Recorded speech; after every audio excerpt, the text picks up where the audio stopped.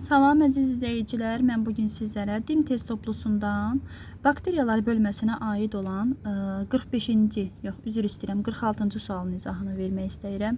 İlk öncə vurğulayım ki, bakteriyalar bölməsinə aid olan bir çox məsələ tipləri vardır və çalışacağım ki, sadədən mürəkkəbə doğru məsələ tiplərinin izahını kanalıma yükləyim.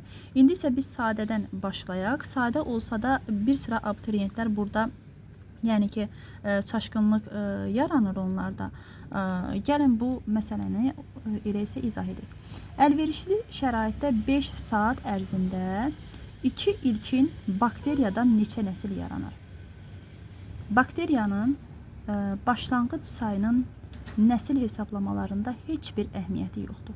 Yəni ki, bunu hər zaman yadınızda saxlayın ki, istəyir 2 yox, 10 olsun, 20 olsun, başlanğıc bakteriyaların nəsil sayına heç bir şəkildə təsiri yoxdur.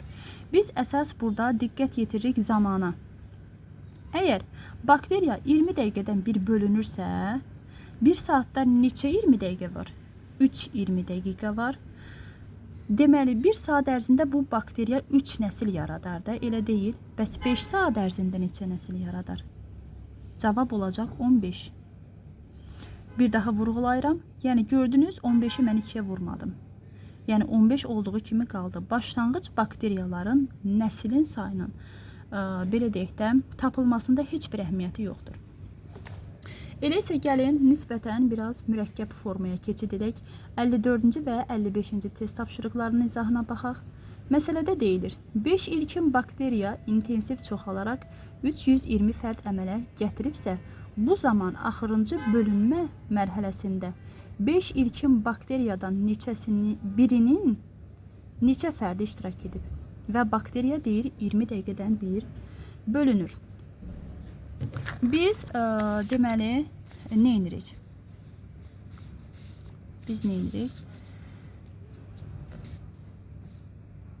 5 ilkin bakteriya deyir bizə. 5 ilkin bakteriya deyir.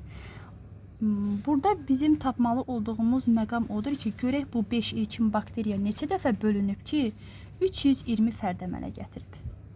Deməli, bizim belə bir düsturumuz var idi. N bərabərdir. N bərabərdir.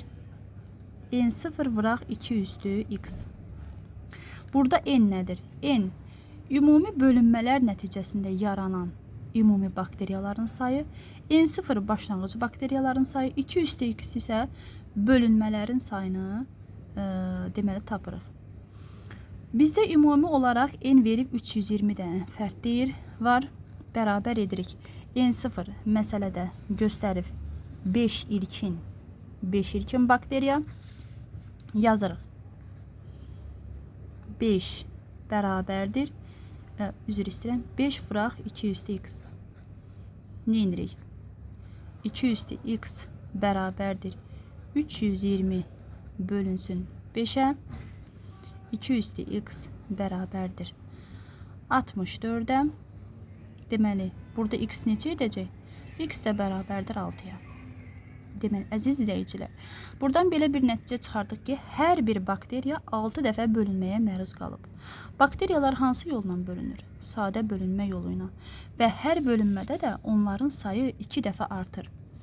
Elə məsələmizdə bir fərd deyir, yəni ki, 5-inin hamısının demir. Deyir, 5 ilkin bakteriyadan yalnız birinin, yəni ki, axırıncı bölünmədə neçə fərdi iştirak edir. Gəlin biz 6 dənə bölünməli bir bakteriya üçün sxemini yazaq. Bir bakteriya bölündü 2 fərd əmələ gətirdi, ikisi bölündü 4 fərd əmələ gətirdi, 4-ü bölündü 8 fərd əmələ gətirdi, 8-i bölündü 16 fərd əmələ gətirdi. Mən 64-ə qədər davam edəcəm də. Deməli 32 fərd əmələ gətirdi və 64-də dayanıram.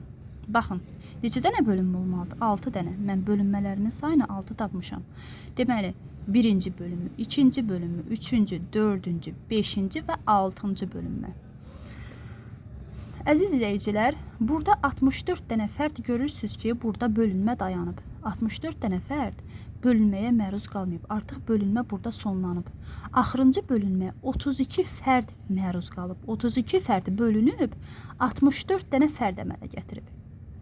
Deməli, Axırıncı bölünməyə hər bir bakteriyada neçə fərd məruz qalacaq? 32. Deməli, cavab neçə oldu? Cavab 32.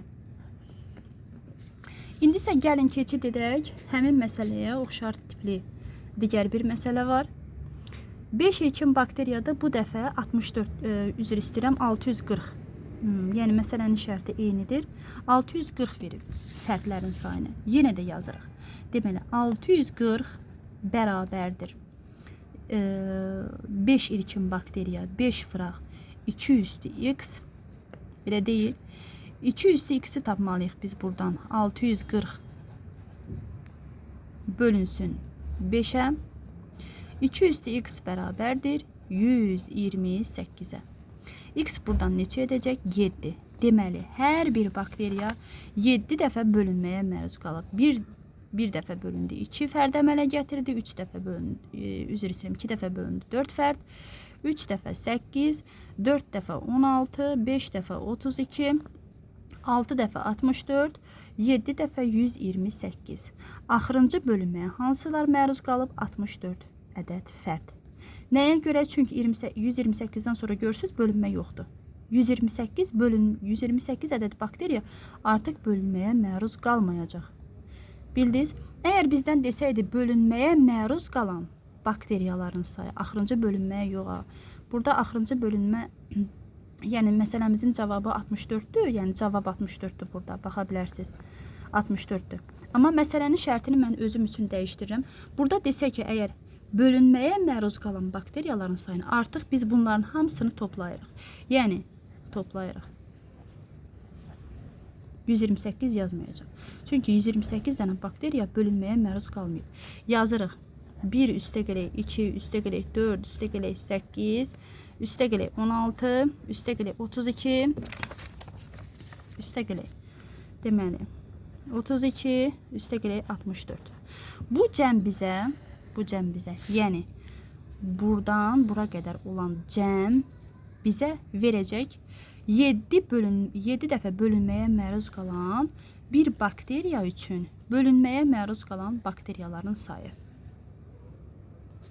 İndi bu məsələyə aid də mən məsələ formasını kanalıma yükləyərəm, izahını da verərəm inşallah. Sağ olun, təşəkkür edirəm.